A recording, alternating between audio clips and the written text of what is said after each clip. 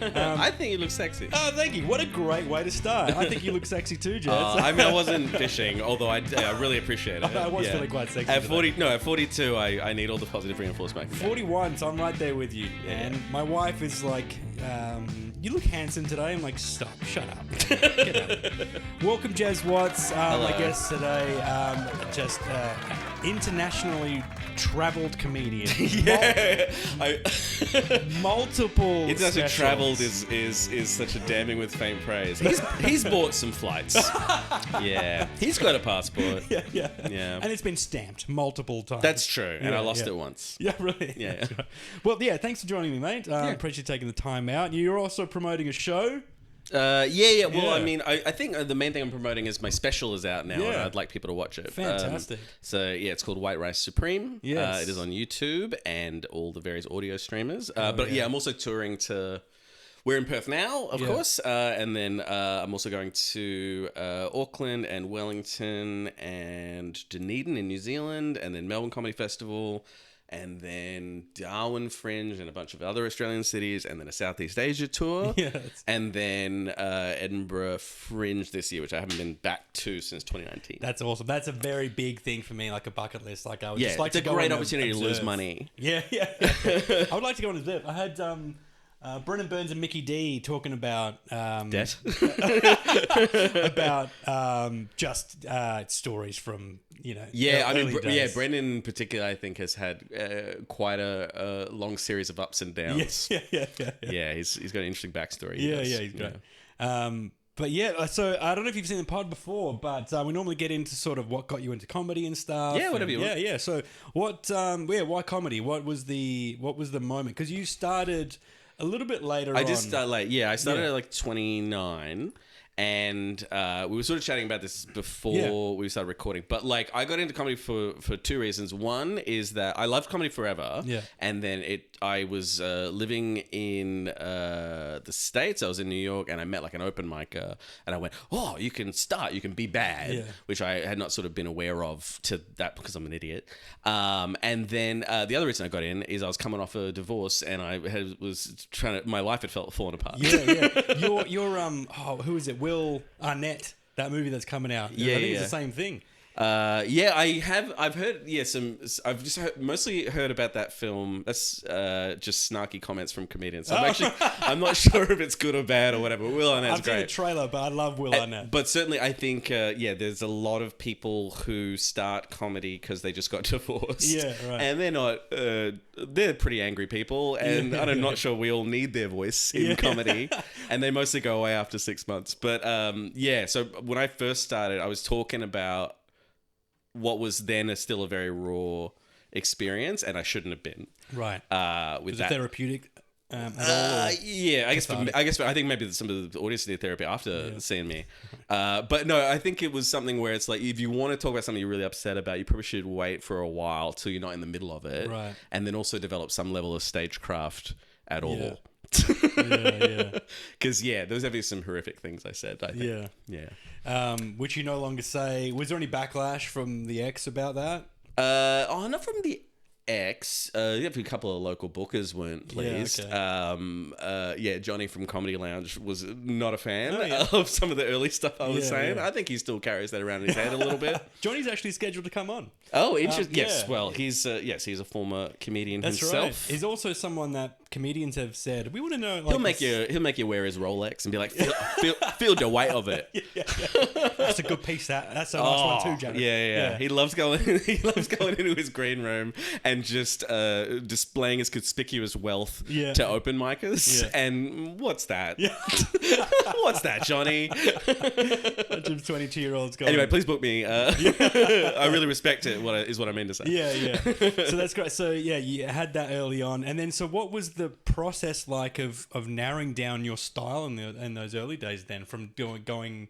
Yeah, I mean, I think probably like a lot of people who start now, or this is going back 12 years, but like I think a lot of people who start now have heard so much comedy on like podcasts and the conversation about what comedy is on podcasts that they probably assume they can jump to being a 20-year comedian, which is certainly the mistakes I made, Yeah. or some of the mistakes I made. Like, I was watching a lot of Anthony Jeselnik and Ari Shaffir were sort of like two big touchstones when I started for me. And that means I said a lot of things that I thought were good angles on stuff, and maybe they were, but I didn't really have the ability to execute on them in a way that didn't make audiences upset. Yeah. Which wasn't necessarily my goal. Yeah. But I definitely upset a lot of bookers and audiences, I think, in my first 6 months. Right, okay. And then over a period of time, I sort of mellowed a bit. Like I used to, I think when you first start, there's a lot of dudes particularly like will go for shock and offense. Yeah. Because there's nothing sadder as a comedian than trying a joke and getting nothing at all. Yeah. But if they're shocked and you get a shock sound, that's something. Yeah, that's right. And that's easier to get than a genuine laugh. Yeah. Yeah. Try a clean joke. Yeah.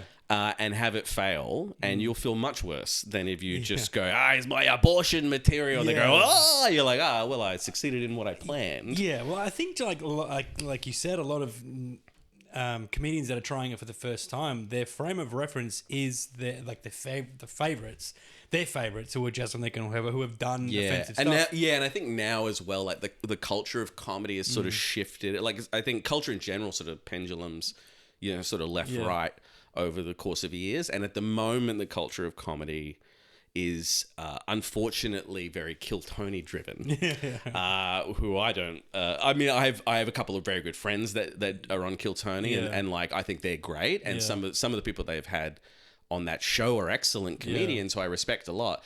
But the overall aesthetic of this, like, just I don't know the gross of there's a thing, I don't know if you know Jesse David Fox. He does the Good One podcast. Was very like he's like sort of he's been a comedy journalist for like 30 years. Yeah.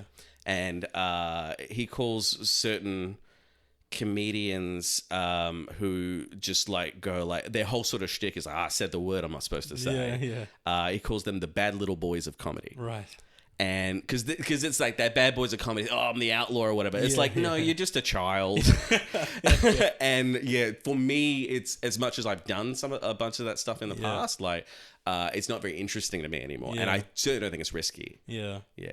So you think that's the thing that bothers me, is that they pretend they're taking risks, right? But they're in front of a crowd that is there for them to say, the hard F words and the hard N words and whatever. And it's like, I said it. It's like, to a room of people who can't wait for you to say it is not a risk you're taking. That's right. That's the safest thing in the world, is to say exactly what the audience wants. Yeah. And I think the audience has been like retrained to expect different things from comedy right now. Yeah, social media's really made everyone assume that it's like there's adversarial crowd work all the time. Yeah. And it's like, I understand why that became a thing in comedy or social media. It's like, oh, cool. Well, it takes me a year, 2 years to get a bit finished to a point that I'd want to record it and put it out.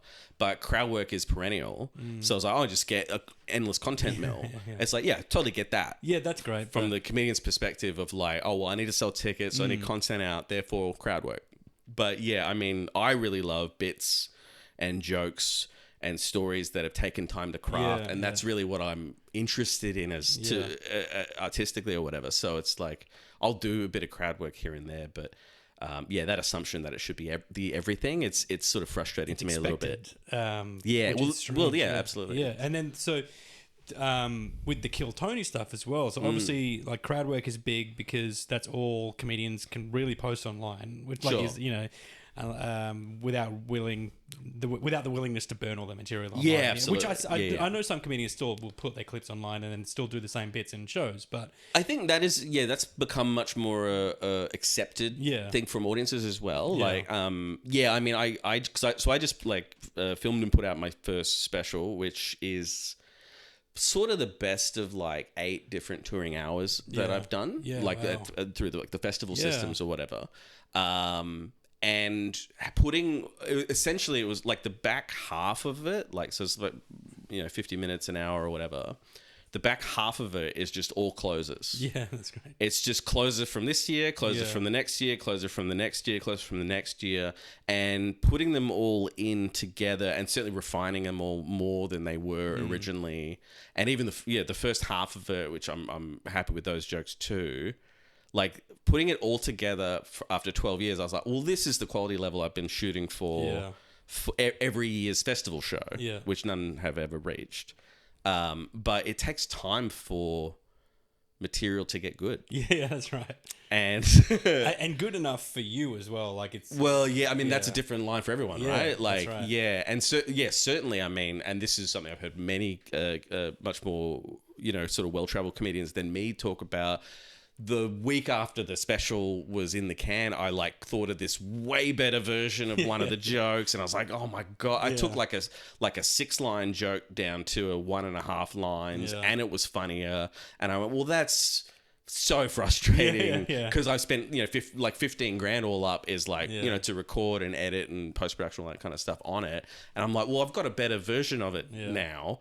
And there's a couple of things that were in the special that I still am sort of tinkering with. But most of them, like, it's a good opportunity to move past it all and move on to the next part of my career or whatever. Oh, I hear that a lot with comedians like Louis C.K. or someone who'll build an hour and then put it aside. Like, and then just start on the next hour. Yeah, I mean, mostly that's how I've approached the festival stuff. Yeah. Which is it's a strength and a weakness of the Australian / UK system versus the American system, where they sort of they tend to. Louis started doing that after he'd hit 10, 11 years in, but up to that point, everyone's sort of just trying to get their hour together that they can get paid for and all that kind of stuff. Yeah, that's right. But in Australia, you get to do hours and then turn them over really quickly, like early on in your career. The negative is that you're not really encouraged to continue workshopping the stuff you've already done. There's like an economic imperative to just have a new show and blah, blah. And so it's like people here, and maybe it's partly an Australian culture of laziness, and partly it's definitely just because we've only got 5 or 6 cities you can take a show to. Yeah. But they'll do a show, 20 times, maybe 40 times, and then maybe they'll record it and put it out. And that's not enough times to get it really good. You know, Mike Birbiglia is not running his show 40 times. Yeah. He's doing it 300, 400 times before he records it. Like Ari Sophia, who I mentioned before, his best special, I think, that everyone would agree is the most recent one, which is Due. That show, he toured for like 3 years internationally. Yeah. Would have done it probably 500 times and then put it away, like COVID hit and stuff. Then he put it away for 2 years and then he brought it back and then toured it for like another 6 months. And you can see that it's better because he's iterated more. And I really loved that, I love like the craft and artistry in comedy. Yeah. And maybe that's why I'm broke. Because I never make the decisions for money. Yeah.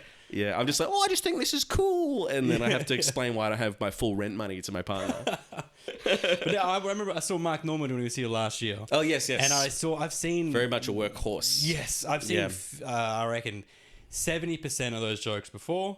Oh, sure. On different platforms and, absolutely. Like stuff from, like you said, from old specials that he's done, he's brought back, and clips that he's posted online, or even the workshopping podcast he does like this, where he writes a joke in real time with someone. He does this thing called... I've heard Tuesdays with Stories. I don't know about his other podcast. Not his, but he's been on other podcasts. Oh, right. Like joke writing podcasts. There's a guy named Joel Byers who runs a podcast called Hot Breath. Yeah, okay. And he interviews comedians. He's been interviewing comedians for like 15-something years. Right. All the greats.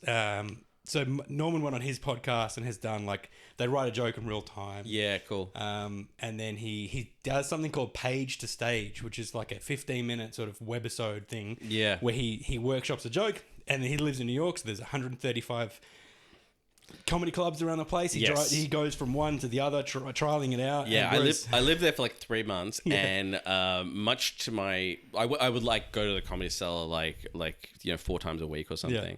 Yeah. But it's much to my regret that I decided to start comedy when I was there, but I never got up. I spent the next 3 to 6 months or whatever thinking about it a lot, and I thought I had 2 hours of material. It's like, this story's gotten me laid. It must work as comedy. Must work on a stage that people have paid money for.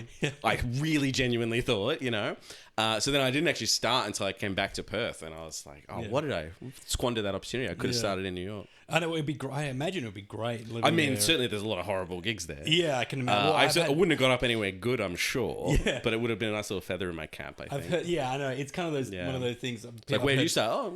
I was in New York. Oh, the place with the best comedians. Doing, you have New York. Have you heard of it? Well, I did comedy there to two people. Have you heard of it? I stayed on someone's couch and she wanted me to leave.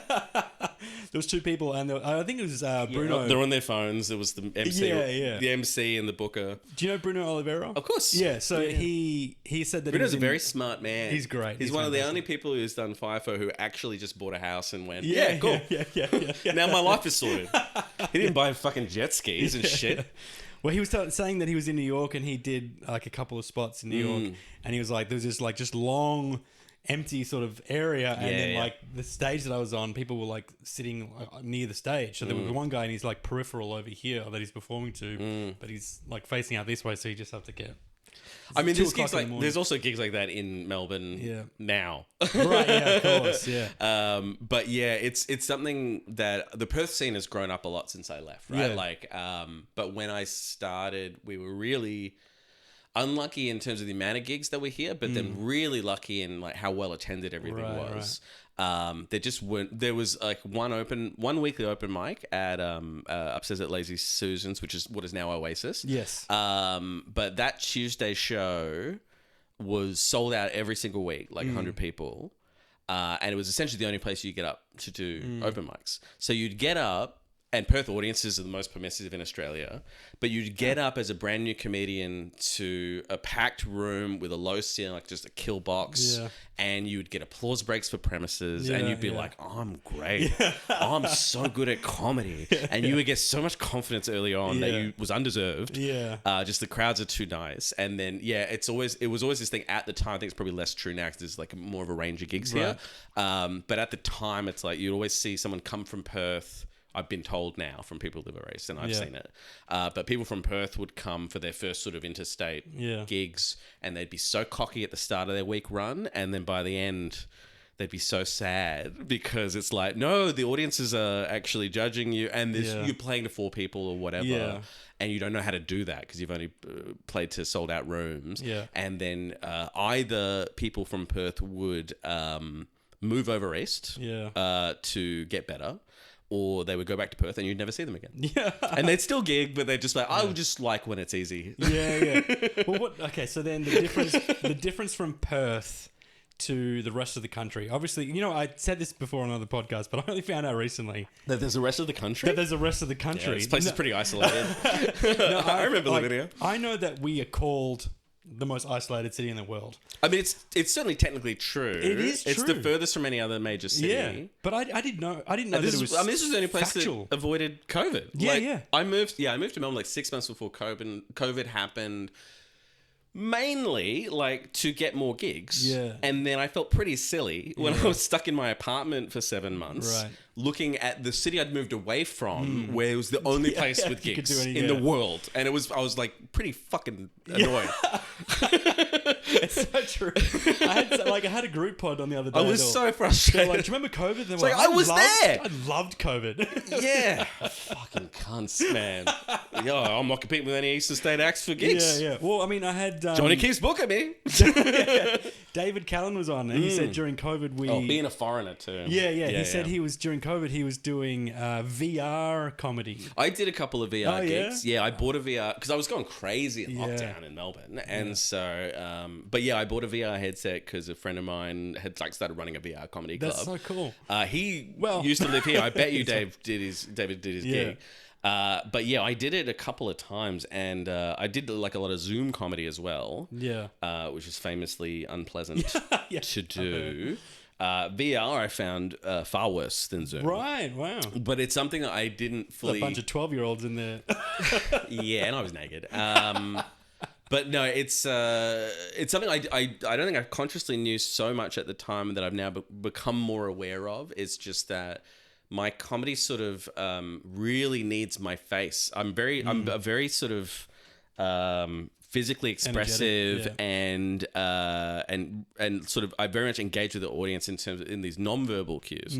And me being a VR avatar or whatever, like you sort of look like it's like from a Nintendo Wii or something like that kind of thing. Like it's really undercut, I think, the intent of a lot of the jokes. And on top of that, I'm a very fast talker and I have an Australian accent, and that combination for an international audience can be tougher. But if I'm there in person, it's like, all the nonverbal cues like assist the passing of language or whatever as well. So I fucking hated those VR shows, and I did those, and I played a couple of VR games, and now I just chuck it in a drawer. I've never used VR again post COVID. I said this to David Callan, but I was like, also like you're in VR, and like mostly everyone's in their homes, and they've got to be quiet because there's other things that they want. The kids asleep, so your energy levels are like, hey, you guys hate flying or because just doing this really soft spoken. Well, so certainly the Zoom shows, which like my buddy He Huang and I, like we like co-host like a comedy storyteller show over Zoom during COVID, because he was also stuck in Melbourne. But it's something that over time we sort of worked out better the right way to set it up. Like I used to run live shows and stuff, and like for years, like I ran rooms and stuff, and there's a lot of things you can do right and wrong to set up a live space, and that was also, I found, true for like doing a Zoom comedy show. And there was like, we all had to sort of go through a learning curve, and I got to a point where I was like, oh cool, I feel like I've got it all sort of tuned in pretty well, where I was like, okay, I'm gonna mic this number of audience members, but I'm gonna reduce their mic volume down to half and stuff, so we can hear laughs, but it's not conflicting with the performer too much and all that kind of thing. But it feels more like a show. And then the delay is something you get used to. To the point that coming out of COVID, I was like, well, I'm going to keep doing these shows as well as live shows. And then the moment I did a live gig, I was like, why would I ever do that again? I'm never, ever going to do that. Unless someone pays me a bunch of money, I'm happy to do it. But certainly not for free. I'm not going to suffer for free. So then, I was going to say, so the decision to go from stand-up comedy to running rooms. Well, at the time, like, as I say, in Perth, like, it was much less gigs. There was one weekly open mic, and then there was a monthly show that had like an open mic slot on it. And you'd have to wait 6 months to get that. And then you'd only get up at the weekly show like once every 6 weeks or something. And so, when I started, that was it. That was all you had as a baby comedian. And so I started a room out of necessity, and like I started a gig, and then Tor Snyder started the Fremantle Comedy Factory, which still exists now. Which she sold to Brendan at some point. But we started that within like a few weeks of each other. And at the time, there was this very odd pushback in the Perth scene, where sort of the old guard who ran the existing couple of gigs were all mad that there was going to be more shows, which I never understood at the time. I don't understand. What, more opportunities? That's, how dare you? I don't know. It was a very odd scene at the time. I think it's very different now, and certainly I come back here and I visit, and I have friends from here, and it doesn't seem like the same, sort of power dynamics are at play. But at the time, it was a very small scene, but it was also very toxic and very. There's a lot of infighting and feuding amongst the tiny number of people, which I never really understood. And also at the time, I had not had any therapy, and I did not yet know I was on the spectrum. And so I didn't understand why I kept upsetting people. It wasn't like intentional, I mean, certainly after I got in therapy, no one was sad about it. Everyone was like, you got therapy? Great. That's so cool that you got some therapy. So just a backhand, not backhanded, but like... No, it's like fair. It's like a roast. It was front-handed. No, they meant it. But no, it was, I think there was certainly there was some negative interactions with that, where the scene was quite toxic and infighty, and there was a lot of sort of people trying to hold power over other people, and then because I didn't know how to handle that, then I would like get defensive, and then that would like feed in and make it sort of a feud that I was like, why are we feuding now? But I didn't know how to get out of it. I certainly, when I moved from Perth to Melbourne, a lot of the reason for that was to get more gigs or whatever. But also I was like, oh, this Perth scene is awful. And I wasn't the only one that was saying it at the time. And my partner was like, now you're sure when we move to Melbourne, it'll be better, right? Like, isn't it just going to be exactly the same? And I was like, baby, I know what you're saying, but I really, truly believe it will be better. And I moved, and it was way better than I could possibly have imagined. Like, everyone's very welcoming. And as I say, I think Perth has changed. Yeah, I definitely think I'm traumatized by it. Yeah, I've heard stories. I had a couple of hard years. Yeah, I can imagine. Yeah. Emotionally, nearly suicide attempt and so on. Oh, jeez. Yeah, it was very sad. Yeah, I'm sorry to hear that, man. Thanks, man. Yeah, because I have heard stories about how it was. Oh, it was bad. But comparing it, those stories to how it is now, and people opening up rooms, like it's so different. And yeah, I think reasonable now. Yeah, because now people open a room and everyone goes, "Great, yeah, great," and which supportive. Everyone should have been saying at the time. Yeah, supportive. It's like I think the only problem that comedians have with anyone is the people that come in with entitlement, with like, where's my gigs? You know what I mean? Those kind of... Right, yeah, I can't remember who it was sharing a post for someone... someone shared a post on one of the Perth comedy pages, and it was like this guy who had like never done comedy before. He reached out, and it's long... This is very classic. And it's like... This exists everyone everywhere. says I'm funny. What do you say we find out? You know? Is this the cringy... it's just mental illness. Which, comedy is welcoming of. I made the mistake. I just thought I'd give a bit of a resume, which was a bad idea. I was like, I've come from an acting background, and they're like, no one cares. Shut up. No one cares about your acting background. Yeah. So, and that was a mistake. I was like, just come to the sign up. When you get your spot, be appreciative for it. Keep signing up. I think there's still a couple of people here who have been involved in some of the most egregious stuff, but I think they've calmed down. I believe. You probably know who I'm referring to. But we don't need to name them. I don't watch this podcast. Yeah, I mean, they'll find out. Oh, my name came up. Oh my God, craziness. But I do think they've calmed down anyway, which is good. Well, it's good. I'm just glad that the scene is so welcoming. I don't know if you know Lockie Skinner. I do know Lockie. Lockie's a lovely boy. Yeah, he's great, and he's opened 2 rooms. And when he announced those rooms, sometimes there's a bit of like self-consciousness, right? I had self-consciousness when I decided to do this. Yeah, sure. I had this thing in my head where because I'm self-deprecating self, so I feel like other people would be thinking the same thing that I'm thinking about myself, which is, who are you piece of shit? Yeah, You're starting a podcast. I've been thinking it. Yeah. That's why the door's open. So. Yeah, I'm about to leave.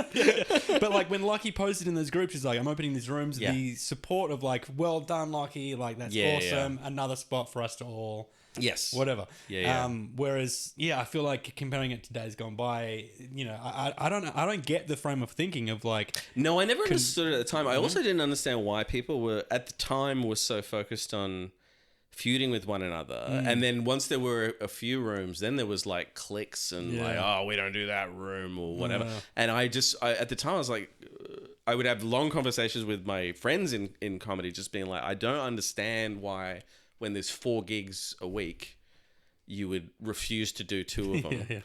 Yeah, that's right. Because 4 gigs a week is not enough. Yeah, because if you do all of them, that's really not enough. You can do 4 in a week a night in New York. I've done 4 in a night in Melbourne. Yeah. Wow.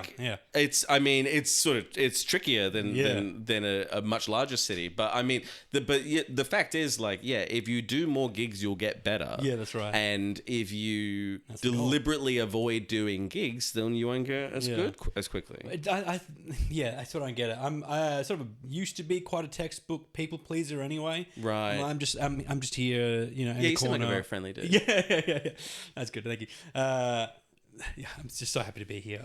What's your house? I would hope. So like, I was just like, I don't rub anyone the wrong. I've got no ill feelings towards anyone. I'm like, if someone doesn't want me to go to their room, I'm like, that's cool, it's your room. Whatever. Right. I'll keep. That's certainly a perspective. I think a lot of people. I think it's good. It's hard work running a room. I think it's good for a comedian to have run a room for a while. Yeah. Because cool. You certainly realize the things that are very annoying for a room runner that you maybe don't have a perspective on until you run a room. And there's a lot of things that just make a room runner's life harder. And running a show is fucking hard and annoying, and there's a lot of tedious... If you want it to be good, you can run a bad show quite easily. But if you want the show to be good, like, there's a lot that goes into it. And I think, I However, having run rooms for years, like however someone runs their room is fine by me. Yeah. Because they're doing the Lord's work. Yeah. Yeah. You used to be religious. Yeah. You get it. Yeah. Well, I was thinking about not a room, but I was thinking about like a recurring show that just pops up once in a while. Like you did 51st Dates. 51st Jokes. Yeah. Sorry, I meant to say jokes. No, that's all right. It's I got Adam Sandler on the brain. he's had a resurgence. It's good. Yeah. I think the first time we ran that, like as I say, at the time, like we started gigs just out of necessity because we wanted to gig more. And we started doing it. I had read about this 51st Jokes concept show that would happen, I think in LA, usually the first gig of the year. And we sort of did a version of it, and then over the course of a couple of years, sort of the concept evolved in terms of the execution of the show. But yeah, the idea is that at the time, at least, we were inviting as many comedians as wanted to sign up, and then they would do like 3 minutes of had to be all brand new stuff. Yeah, and over time, that has evolved a little bit into. Well, now I'll cap it at a certain number of comedians because the night just goes so fucking long, and it's all. Some of it's really egregious and horrendous stuff. It's all brand new, and some of the comics are really new.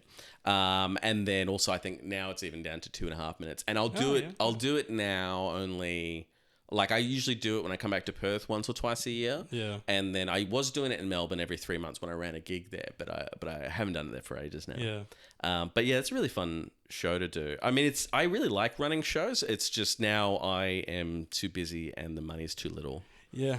To do them. And I think that tends to happen with comics who run live shows is that you get to a point of your career where you're like, well, the benefit versus cost is not make sense anymore. Yeah. And so people tend to run gigs for a few years and then they get past them. Yeah, I think for me it would have to be it would have to slot nicely into my schedule. Yeah. That it's like it's the free time that I have. Yeah. Or I have like I'm sure essentially the podcast I'm sure is taking that slot up for you, right? That's right, yeah. Yeah, so, where if you want to actually work on something, you only have so much time and effort in a week, in a day, in that's whatever. Right. Well, I would like to eventually do a like a fringe show or something as well. But I thought if the pod takes off in like this year, and more people are aware of it, then I could do a live version of that at a fringe, oh yeah, that's cool. But I also thought just like a recurring show that's sort of much easier than writing jokes too. Yeah, this is my problem is that now I've pivoted a little bit on how I write jokes. I used to sit down and write for hours and mine for material, and then one joke hit me on the way to an open mic, and it killed. It was just such an obvious thing. I should have seen it. You know what I mean? And I tried it on the way to a Mad Cow. I don't know if you've done Mad Cow before. I have once. With Dan Ward. And it did great there, and it's been in my set ever since. Yeah. And I was like, well, that just came to me while I was driving. Yeah. So now you just drive around. So now I'm just driving. Yeah, I'm just Ubering.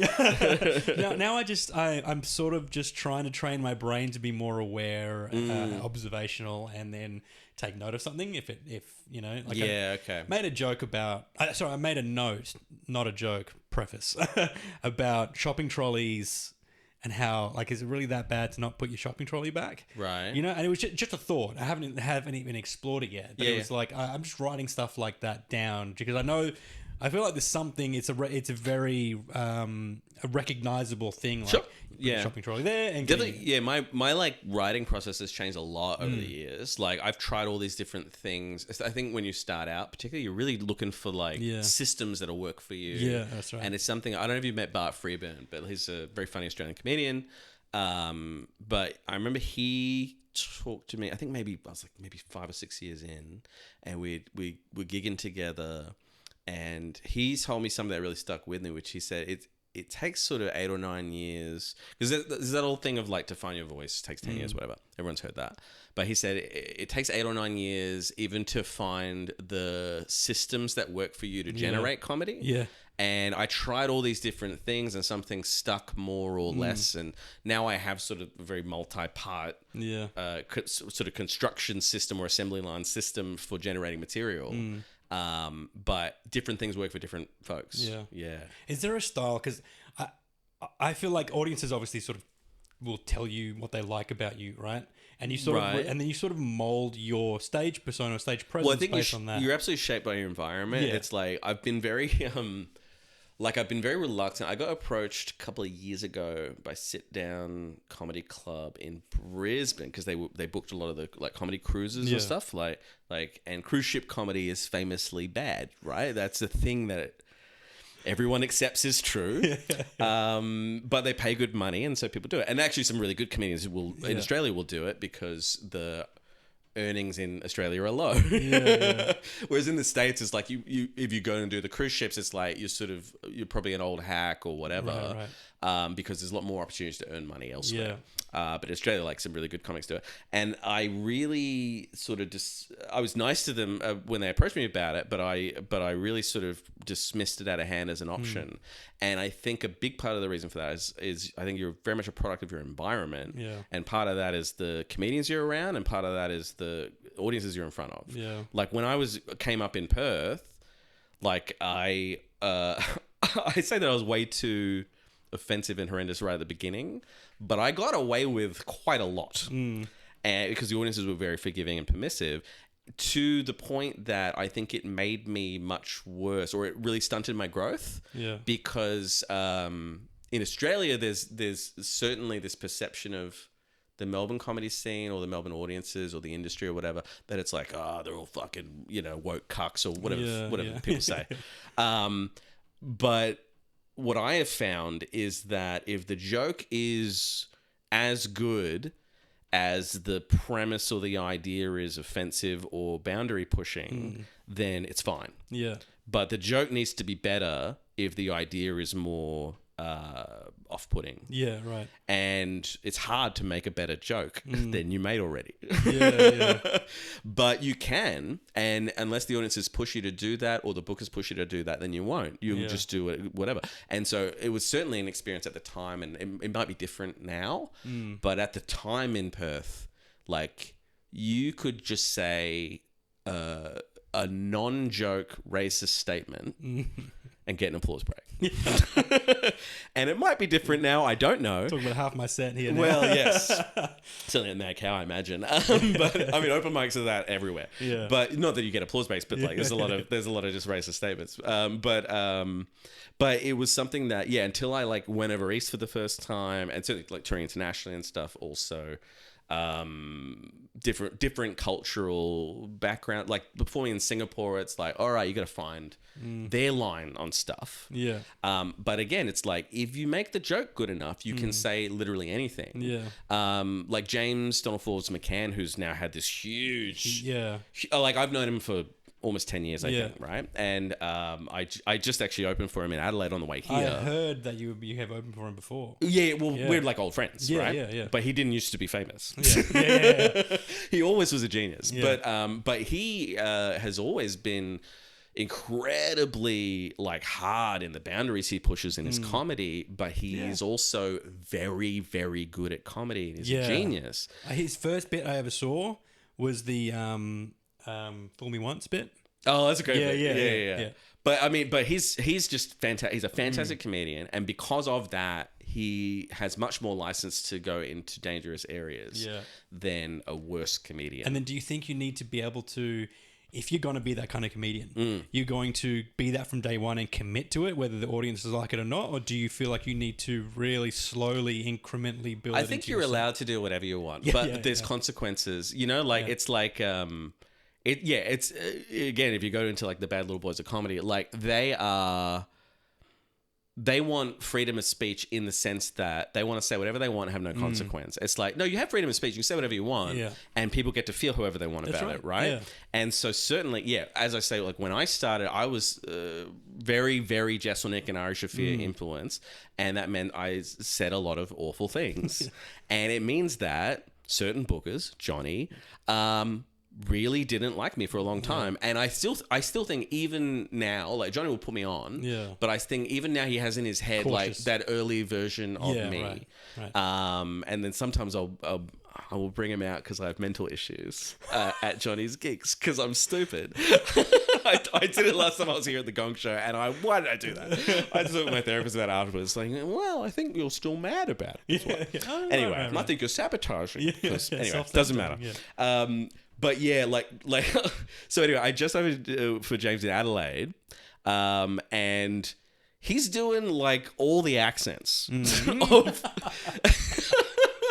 and yeah, I mean, his audience is, you know, mostly white or whatever. I mean, in Adelaide, certainly the audience that was there was mostly white. But also it is something where it's like, yeah, he's so good. And the points he's making are generally not like, it's not hate points. He's making good cerebral points. And then the reason he's pushing that boundary is that he's got a comedic premise underlying why he's doing an accent, which sometimes the joke of some of the more deplorable people, the joke is the accent. Yeah. And it's like, and I'm not saying, by the way, it's fine that he's doing it. Yeah. I'm not the police of that. Yeah. But I will say it's like, if you really make it funny enough, then people aren't uncomfortable. Yeah. That's and right. And I think it's a common like conceptual error. Yeah. So you go, well, people were uncomfortable with my joke because it's too edgy. And that's the end of their thought. And it's like, there's a last part of the thought, which is, but if I make the joke better, they'll be fine. Yeah. And that's really hard. Yeah. And I see why they don't do it. Yeah. Oh, but can I tell you this about the shows? Yeah. So, I don't know if James wants this out there. So, I'll tag him. It's great. Yes, please, let's do. I mean, you'll get a lot more views. So he did. Like, he's working so hard now. He actually was never lazy. Yeah. But he's now got a fourth child coming. Too many, and he really believes in his religion shit. Yes. And so he believes he should procreate, you know? Like, when I got my vasectomy, he was mad about it. He was like, that's not okay, Jezzy. And I was like, no, it is. Because I can't afford a dependent. Yeah. But he's got a fourth child coming, and now he works really hard. And so he's really pushing out content, even though he's blown up bigger than he ever has. Someone told me he's like a thumbnail on Netflix for the Kill Tony New York show. Oh, damn, that's great. Which, you know, is wild. And like the Kill Tony people for whatever my problems with them, they're the biggest thing in comedy now. But they posted this thing about him having the 2025 best set of the year and all that kind of shit. So he's doing so good, but he's also desperately working hard because he's got another mouth to feed coming. And so he moved his whole family back to Adelaide from Austin like a week ago. Wow. And then the week he moved them back, like I think 4 days later, he did 4 1-hour shows of new material, which he filmed so he can get like another 20 out. Which is just, my God, he was so tired when I saw him before this. Like, I got there for the second day. And I opened up the first show of the second day. So it's like the third of the 4. And I got told by one of the comics, oh, did you hear what happened yesterday? The second show, so the Holocaust got brought up by James. But 2 of the audience members were very vocal Holocaust deniers. And they were heckling about how the Holocaust didn't exist. And James is trying to... you know, sort of get out of it. He's there to record comedy, not hate speech or whatever. But it went for like 10 minutes. And one of them was also quite clearly very into crystal meth. And both of them were drunk. And eventually you had to kick them both out.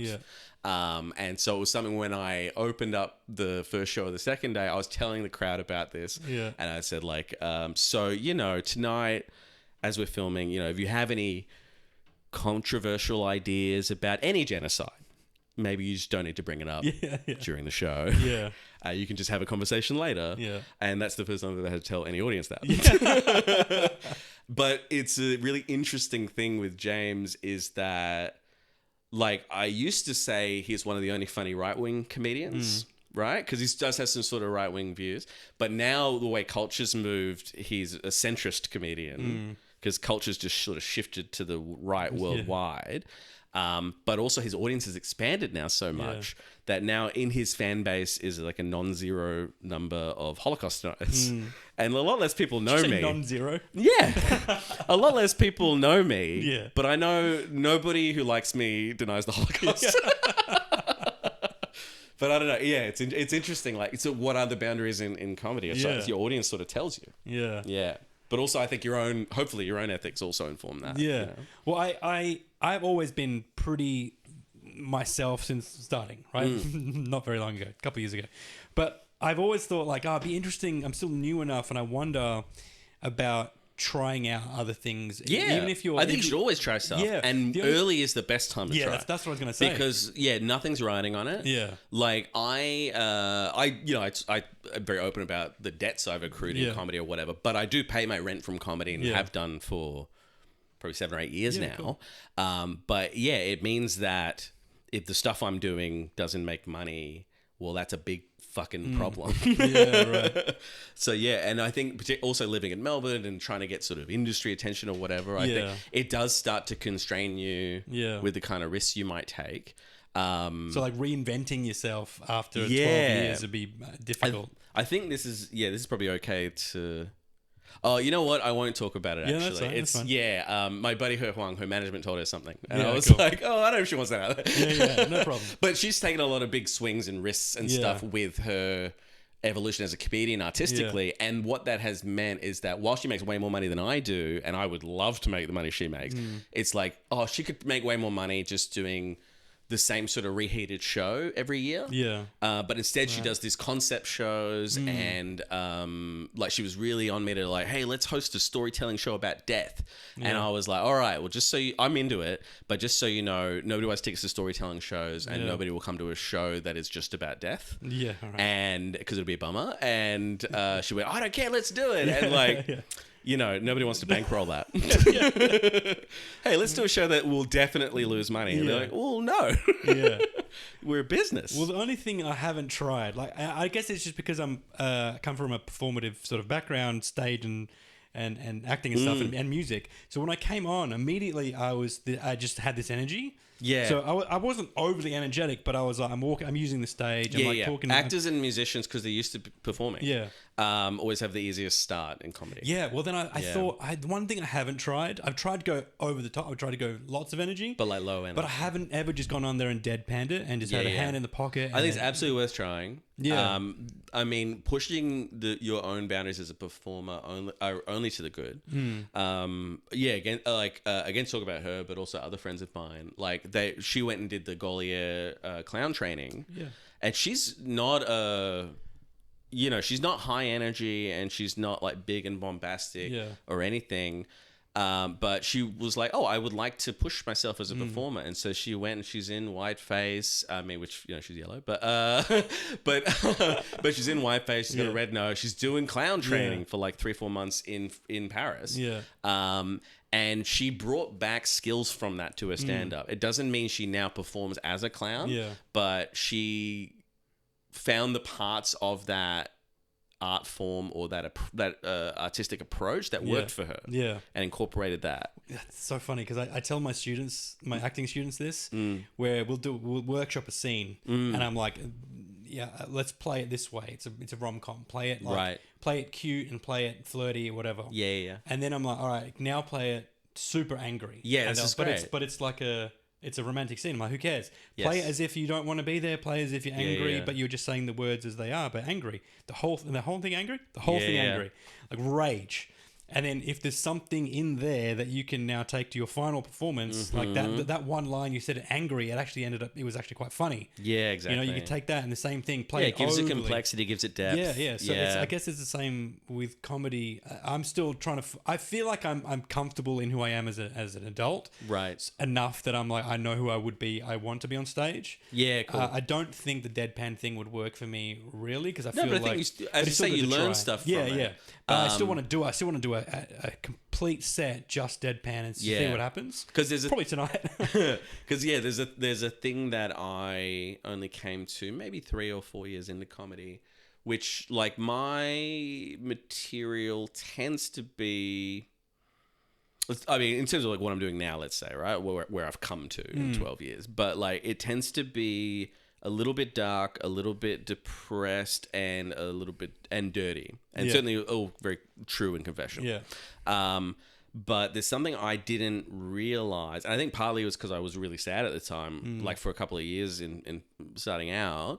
But if I say the exact same words in a way as if they're joyful or in a way as if they're depressing, it's funny or it's not. Yeah. And it's literally the same writing. Yeah. But it's just this feeling of, oh, this is just bumming people out. Yeah. But if I present it in a joyful way, but literally say the exact same dark idea, if I present it in a joyful way, it just makes people feel like, oh, we're safe and we can laugh, right? Like comedy is such a, it's such a subtle, there's such a subtle difference between comedy and depression. Yeah. Or comedy and anger or anything. Like I'm never ever funny if I'm angry on stage, but there's a bunch of like Bill Burr or like there's a bunch of comedians who that's where they're funniest, you know, or Andrew Wolf that's here, you know, like their sort of rage is funny. And for me, it's not. It makes people uncomfortable. And I think the same when I'm, you know, depressed. And again, there's sad comedians who are very, very funny. Yeah. And it's that thing you sort of don't get to decide how you're funniest. The audience will tell you over time, and hopefully you learn the lessons. But again, it's like even if you try something and fail, that's fine. Yeah. It's good. It's great. You learned more information. Yeah. And if you pay good attention to the things that you fail at and how you fail, they will make you succeed better later. And that's true for everything in life, not just comedy. Yeah. Yeah. But it's scary to fail and it feels bad. This is the reason I held off starting comedy. Yes. And it's the reason a lot of people who have a good 5 at the start will do it for 4 years because they tried a new joke once, it didn't work. Like, oh, I might just keep doing that. Well, keep doing that 5 that works. Yeah, because that feels good. Well, this, you know, it's competition season. Well, by the time when this comes out, it was. I hate comedy competitions, and not because I lose them, but also because I lose them. But it brings out people that are like. It's good for sales. Yeah. But I think it's bad for comedy. It also brings out people that are in the scene once a year or twice a year. Oh yeah, who have a lot of friends. Who like? Hey, 30 people come to the show and support me. Yeah, that's. Oh man, I can talk about this. No, I'm sure. Yeah. But like, there's people that like, oh, I do it every 6 months or so, and I heard there's competition, throw my hat in the ring. I mean, which is fine. I think it's fine to treat comedy as a hobby. Not everyone has to be an idiot and try and make it a career. Well, like every friend of mine who's quit comedy has a better life. Every single one of them. And I feel like when someone quits comedy, I feel like they've died. Yeah. I start framing it in the past tense, you know, like, oh, they were blah, blah, blah. Yeah. But it's like every time I've run into someone who quit, even if they were trying to make a go of it and eventually didn't, they always are doing better. Yeah. Certainly better than I'm doing. No, it's hard. And I don't begrudge anyone for just like, oh yeah, I'll just play around with comedy a bit. Yeah. Yeah. I think good on you. I think it's great. I think when I started all the things that I started, so it's acting, teaching, music, sometimes acting and comedy. It was always a thing in my head. I'm like, I'm not going to call myself an actor. Right. I'm just going to say I act. You know, sometimes I act. Yeah. I do some acting. And then same thing with I'm not a musician. I play music, you know. And then I'm like making a living off it. I think well, let me just say this. Like, you were in a thing with Sacha Baron Cohen you were telling me about. Yeah, I can't talk about that, but yeah. Oh. Sorry, that's going to be cut. But even it was but after at that point you could be an actor. Yeah, it was after that I'm like, I'm an actor. Yeah, exactly. You know, it was and then so when I started, I remember my first paid gig, I went, I'm a comedian, and I did not realize that was not true. Yeah. Well, I got paid too early. You know, I had the same thing. Yeah. I got paid. That happens in Perth a lot. Yeah, I got paid after 3 months in the industry. I don't know what that was. I was 3 months. I was between getting on stage the first time. Comedy Lounge gave me my first weekend spot. Oh wow, great! And I was like, I got told it's too early, bro. Though, like I just get people in my ear going, you sure? Like, and then sure enough, I think I had about 3 or 4 after that, and then not much after. Yeah. The gigs were actually great. I think there was some. Well, Comedy Lounge is a great room. Oh, it's hard to fail there. But yeah, I think. But as I say, like if you start and you already know how to be a performer, you get to skip a lot of what makes new comics bad. Yeah. Obviously, like some people start. Usually, people start and they're good at one thing. Right? They're either good at writing, or they are very charismatic. Yeah. Or they've been a performer already and they know how to be in front of people well. And then the other pillars have to catch up. Yeah. But you get, I think the people who absolutely start strong are, the actors and the musicians. Yeah, that's great. Because I've never really felt like I was in competition in the scene, right? Great. Because I know that we do the Gong Show, we do these competition's competitions. dumb. Yeah. I think, competition in comedy doesn't make any sense. Yeah, but I've never felt in competition. But when I told people that I got my first paid gig, it suddenly felt competitive. You know, it suddenly felt like, oh, congratulations. I sort of think that's stupid as well. But I went straight after that. I'm like, I'm a comedian. Like when it took me those early lessons, waiting 10 years to call myself an actor, waiting 5 years to call myself. I've been playing music since I was 7. I've been earning for like the last 5-6 years. Right. So, but like, and it's only been really this year that it's switched to just music as the main income. Yeah, that's cool, by the way. So, which is great. And then, but it's one of those like pinch me kind of things, because you look back 3 years ago, I'm like, I'm working retail, I'm working sales, I'm thinking about KPIs and budgets and like meeting deadlines, and I'm like, I don't have to do any of that. No boss. I'm just playing music. Yeah. I work in pubs. I work with great. That's awesome. You know, I get a meal allowance, and I just chat to people coming up. I get people slipping me 50s once in a while. You know what I mean? Yeah, great. And then I meet them in the car park. Yeah, it's for hand jobs. Yeah, hand jobs. Yeah. I am a guitarist, so this is very callous. You know. Oh, perfect. Yeah, love that. A manly hand job. Yeah. But if there was man a job. man job. Yeah. But if there was a style of comedy that you wanted to try that you haven't been able to, is there anything that you feel like I wish I was like had given a go being this way? Musical. Do you do music? I've done. I've done a few different musical comedy things. Did I read right that you've done loop stuff? Yeah, I did some loop cool. stuff. Yeah. I had an early review from the Edinburgh Fringe that Jezz Watts is no Reggie Watts. That was like the nicest thing in the review. I've done some loop stuff, and like I did I've generally tried all the things I wanted to try at the time I wanted to try them, and I think it's probably not good for the business of comedy or the maybe I don't know if it's good for the career or whatever. I think artistically, I just love comedy and I love jokes and the stuff I love. I'm like, well, I just want to try that thing. That's great. And I've been lucky enough to not do it. And then part of that is also like I got a vasectomy and I went, and like when I started dating my partner, like I just started comedy, and I wanted to make sure that if we were going to be together, comedy wouldn't be an issue.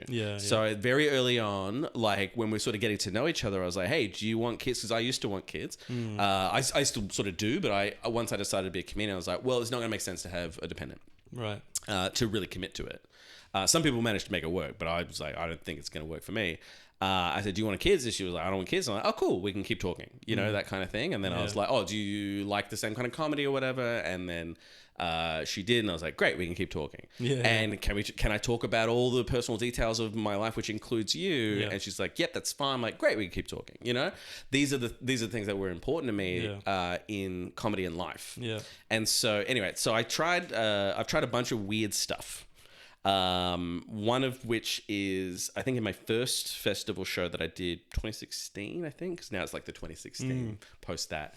My first festival show, I was like 2 or 3 years in, and I like to specify that it's not full years of comedy, it's Perth years. So they don't count total. Yeah. I also think Australian years don't count as much as like US or UK years. Yeah. You just don't get as much comedy growth. Yeah. And so my first show I did like 33 minutes, and I had I did 3 nights, and I just saw the tickets were $10, which I'm like, what a long time ago that was. But I had a different friend of mine open each night, so they each did 10 minutes just to get it up to like sort of enough length of a show that it's okay to come. But in that show, in order to hit the 33 minutes, was everything I had at the time. I left the stage at one point, and then I changed my outfit and I came back on with a fake mustache as a character, which I'd done at like a weird, sort of experimental show. So originally he was called Topical Non-Topical Comedian, but then later he became Dodney Rangerfield. Right. Who the premise behind him is he's a Highlander. He's been alive for eternity. Yeah. And he only writes topical jokes. Yeah. He's very slow at writing jokes. Yeah. So I had topical comedy jokes about things in the distant past that I did for like 3 minutes. How past? So, all right, let me see if I can remember this joke. Andrew Portelli, I think, gave me this at the time because I don't even know Andrew. He's very funny. He's in Melbourne now. He was based in Perth, which is that... hey, have you heard about this? Have you heard about this black plague? Right. I don't know about this black plague. Ever talk about a black plague? I think you should call it a plague of color.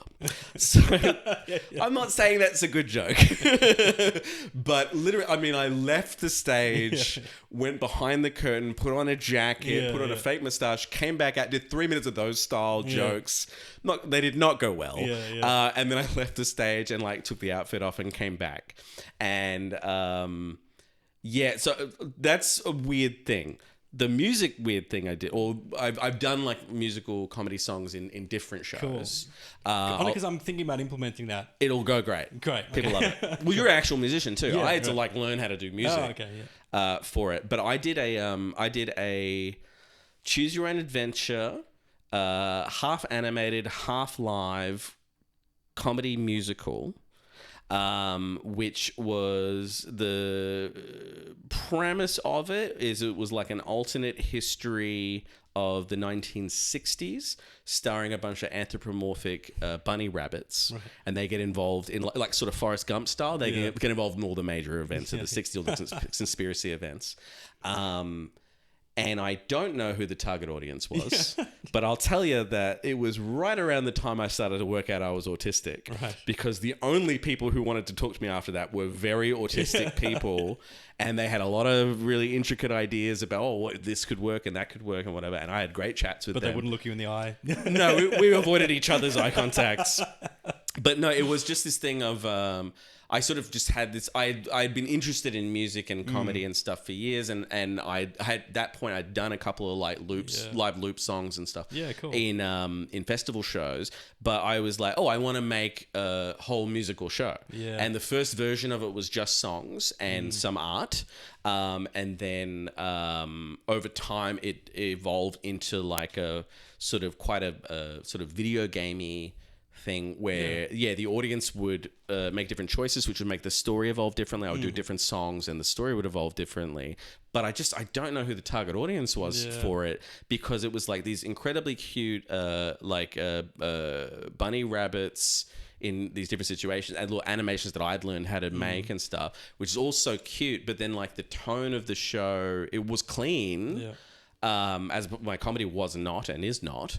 But it was all like, there's one song all about the intricacies of how a socialist and communist party system works and the economics of that.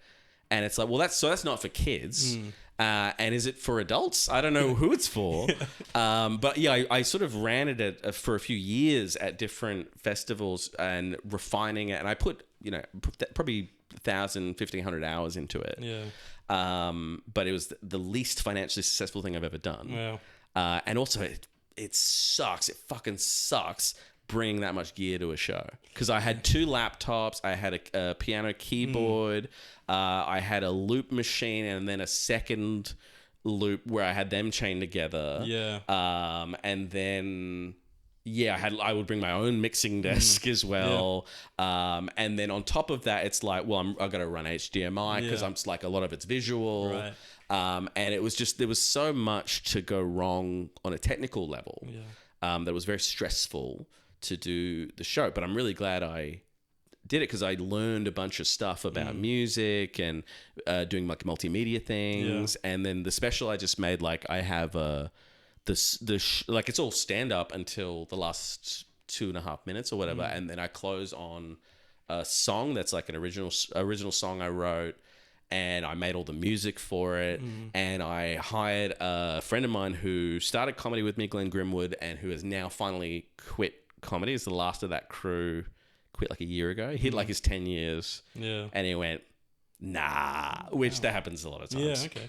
A lot of people quit at like the 1 year mark, and then a bunch of people quit at the 2 year mark, and then generally if they stay to 2, they'll stay to 10. And then a lot of people get to 10 and go, what's my life? and is this going to be anything? Yeah. And so he got to that and he quit. But he was like an animator before comedy. And he made this incredible, it's super funny animation that goes with the song and stuff. And so it's a little bit somewhat maybe inspired a bit by Bo Burnham in how dense the jokes are. Because there's visual jokes and there's sort of vocal jokes and like verbal jokes and all that kind of stuff, all like layered on top of one another for the song.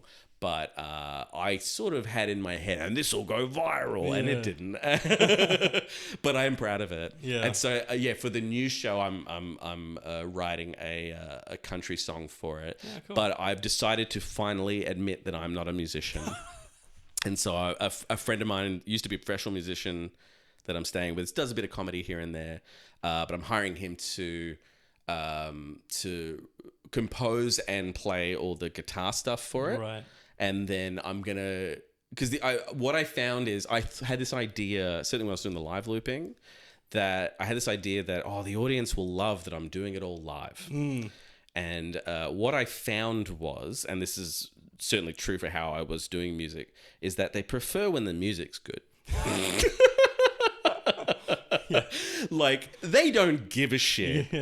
And and so the next level of that realization I've now had is they don't care if I made it.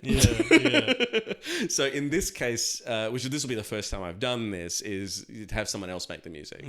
And I'm sort of a fair singer. Like I'm not incredible. I'm good for a comedian. If that makes sense. And but obviously I'm writing the jokes anyway. So I'm writing the song. But this will be the first time I've like done it as a collaboration. That's great. Yeah. Well, I think I am going to do it. I just don't know. It'll work. How I want it to sound. Do I just start writing a song about blowjobs, or do I make it like? Do I get out there and be an improv with the crowd and just write off the cuff? I have seen a guy. I don't remember his name.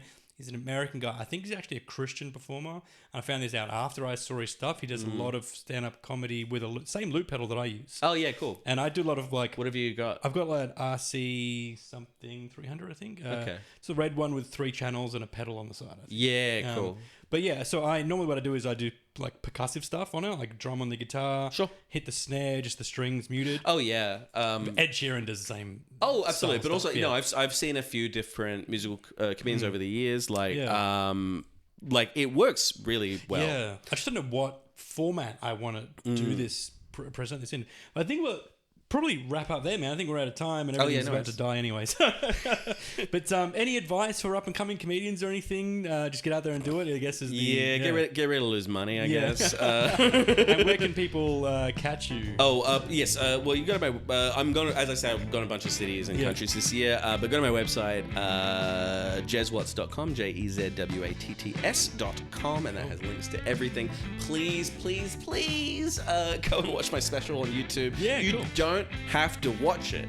You can go to it, you can press play, you can press mute, leave the tab open. You don't have to watch it. Get those numbers up, baby. But also watch it. No, I'm very proud of it. But I'll put a link to it. We'll have it all tagged up. But I desperately need the numbers up. And and I just started a new interview podcast about trauma and sad things. If anyone's interested in that and being bummed out, I got plenty of that. Called What's Your Damage? Great. First 2 episodes of that are out now. Third one's coming out in a couple of days. Awesome. Well, from wherever this comes out, there's loads of episodes probably out now. All right, so Christmas 2027. Because I got that many bang. No, but thank you again, Jezz Watts. Make sure you follow his socials. Go onto his YouTube. Watch his new special, which is called White Rice Supreme. That's perfect. Thanks for the time. Thanks for the time, mate. Appreciate it. See you next week. Goodbye.